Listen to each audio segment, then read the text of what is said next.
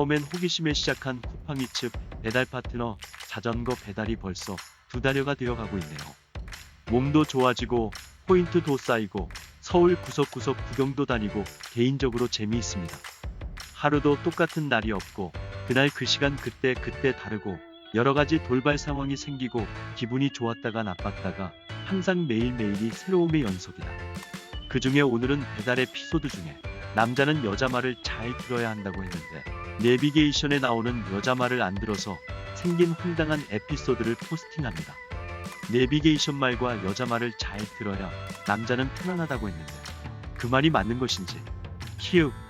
그리고 막 시작한 쿠팡이츠 배달 파트너님, 초보님들은 끝까지 보시면 내비 보는 법이 날로 발전하는 방법이 나옵니다. 처음에 아무것도 모르고 쿠팡이츠 자전거 배달을 다닐 때 길을 잘 모르니 내비게이션을 켜고 다닙니다. 자동차처럼 그렇게 내비가 안내해준 대로 열심히 다닙니다. 여기서 중요한 것은 자전거는 설정해서 이륜차로 해야 고속도로나 자동차 전용 도로로 안내를 안 해줍니다. 항상 누군가에게 쫓기듯이 마음이 조급해지고 압박감이 있네요. 그런데 분명히 자전거의 픽업이나 배달은 짧은 거리를 준다고 했는데 이상하게 거리가 너무 멉니다. 물론 지도상에서 직선 거리로 주기 때문에 짧다는 것은 알고 있지만 사실 내비를 따라다니면 정말 멉니다. 왜 그럴까? 왜 그럴까? 일주일 정도 하고 나니 그 이유를 알게 됩니다. 이상하다 하면서 열심히 하던 어느 날 사진을 보시면 알지만 횡단보도만 넘으면 바로 도착지인데 내비는 삥 돌아서 유턴해서 오라고 하네요. 그 상황을 보고 나니 내비게이션 보는 법을 깨우쳤습니다. 아, 내비게이션에서 나의 위치가 반대편 차도에 있는지 정상적인 차도에 있는지에 따라서 혹은 일방 통행길인지 골목길인지 등등 여러가지 상황에 따라서 멀리 돌아가거나 짧게 가더라고요. 아, 이거구나. 그 후론 돌아가는 일이 별로 없이 잘 다닙니다. 그리고 여기서 끝나지 않고 점점 발전이 됩니다. 차를 몰 때도 그랬지만 내비게이션은 큰 도로를 우선으로 안내를 해줍니다. 그래서 사진처럼 이제 내비게이션을 켜면 지도를 축소해서 지름길로 어떻게 가야 하는지 동선을 머릿속으로 확인하고 그쪽으로 갑니다. 점점 발전해서 이제 픽업과 배달이 빨라졌습니다. 아주 좋습니다. 2달여가 되는 지금은 한 번 갔었던 기억에 남는 가게 픽업할 때는 내비 없이 그냥 달립니다만 배달지인 고객 주소는 항상 내비를 킬 수밖에 없죠. 그리고 자주 하다 보니 배달지인 아파트라든지 오피스텔 큰 건물 등은 내비 없이 갑니다. 아주 좋습니다. 그리고 이제 내비게이션 따라갔다가 황당하고 어처구니 없는 이야기입니다. 그렇게 잔머리를 쓰며 잘 다니던 어느 날입니다. 아주 황당한 일이 생겼습니다. 남산 밑에 해방촌으로 배달지가 되어 있는데 그 언덕 비탈길을 전기자전거로도 힘든 그 골목길을 올라가다가 내비를 다시 보니까 삥 돌아가게 나와 있는데 항상 그랬던 것처럼 지름길로 가려고 지도를 축소해서 좁은 골목길로 가기로 변경을 합니다. 그래서 아주 잘 가고 있는데 허겁 이런 계단이 나옵니다. 예전에 산에 다닐 때는 바위산도 자전거를 들고 다녔는데 이 정도쯤이야 했는데 그게 끝이 아니었습니다. 다 왔다고 느꼈을 때쯤 우측을 보는 순간 계단이 또 있습니다. 짜증이 확 납니다. 가파른 계단이 아니고 절벽 계단입니다. 살벌합니다. 이 무거운 전기자전거를 들고 저기를 올라가야 한다니 휴 한숨이 절로 납니다. 이제 돌아 내려갈 수도 없는 진퇴양난입니다. 다시 봐도 아찔한 절벽 계단입니다. 그래도 올라가야 합니다. 잠시 숨을 고릅니다. 그렇게 무거운 전기자전거를 어깨에 메고 오르기 시작합니다. 핫둘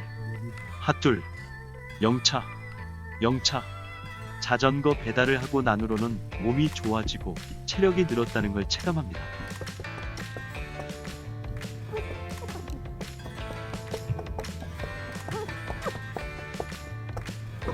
거의 다 왔다고 느끼는 순간 그게 끝이 아니었습니다.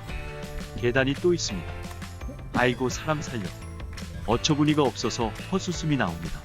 마음을 비우고 후암동 두텁바위길 언덕에서 서울 야경을 감상합니다.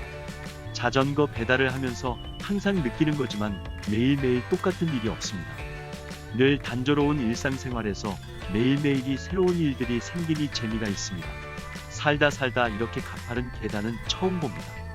얼마나 힘들었으면 방귀까지 나오네요. 잠시 쉬었으니 다시 올라갑니다. 사실 원래 다리 힘이 좀 있었지만 자전거 배달을 2개월 정도 하고 난이 더 좋아졌다는 걸 여기서 알게 되었습니다. 발걸음 소리는 나는데 거친 숨소리가 안 날 정도로 좋아졌습니다. 배달이 늦었습니다. 바로 출발합니다. 내일은 또 어떤 일들이 펼쳐질까 기대하면서 오늘도 꼰대날 때는 달립니다.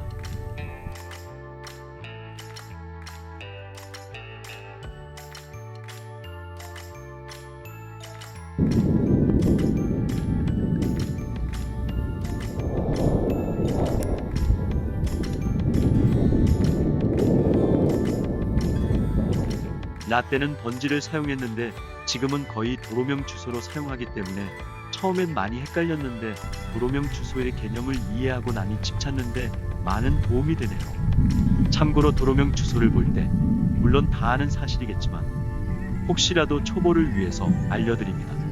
이건 누구나 볼 수 있는 건물마다 집집마다 붙어있는 도로명 표시판이고요. 대로로 빌딩에서 항상 왼쪽은 홀수이고 오른쪽은 짝수이더라고요. 길에서 더 들어가는 좁은 골목길은 가길, 나길, 타길 이런 식으로 나뉘어져 있는데요. 이게 왜 중요하냐면 내비가 가끔씩 뒤쪽으로 알려줘서 처음엔 엄청 헤맸는데 지금은 가길, 나길만 알아도 찾기 쉽더라고요. 이건 아래 링크 도로명 주소 안내 시스템에 가서 자세히 알아보시면 되겠습니다. 어떤 아파트는 동까지 정확하게 안내하는데 어떤 아파트는 아파트의 큰 단지만을 알려주기도 하고 문이 없는 뒤편에 안내하기도 합니다. 그래서 아파트 단지는 지도를 확대해봐서 동까지 안내해주지 않으면 지도를 확대해서 동이 어디인지 확인하고 가는 게 시간 절약이고 신축 아파트들은 지상으로 가면 못 가는 길도 있고 헤매지만 지하 주차장으로 들어가면 거의 모든 아파트 동을 쉽게 찾을 수 있습니다. 지도를 확대하면 아파트 단지던 아파트던 빌라건 주택이건 출입구까지 알 수 있습니다. 화살표로 출입구가 표시되어 있네요. 이상 초보 배달러의 내비게이션 지도 보는 법을 올려봤습니다. 초보분들에게 도움이 되셨는지 모르겠습니다. 더 좋은 팁 있으면 알려주세요.